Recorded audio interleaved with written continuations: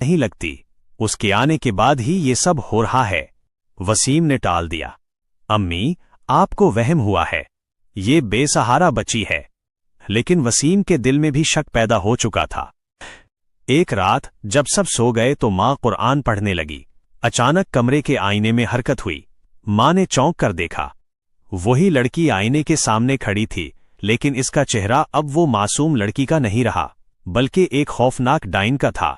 اس کے دانت نوکیلے اور خون سے بھرے تھے، آنکھیں سرخ انگاروں کی طرح جل رہی تھیں، اس کے بال زمین تک لٹک رہے تھے اور ناخن لمبے خنجر کی طرح تھے۔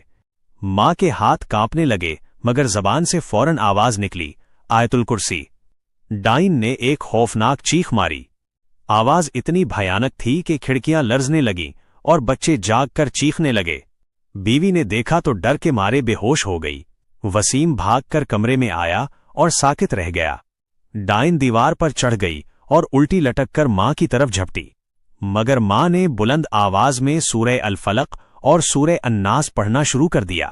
ڈائن درد سے تڑپنے لگی، اس کا چہرہ مزید بھیانک ہو گیا، اس کے منہ سے کالی دھواں نکلنے لگا۔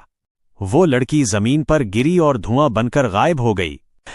کچھ لمحے بعد گھر میں سکون پھیل گیا، لیکن سب کے چہرے خوف سے زرد تھے۔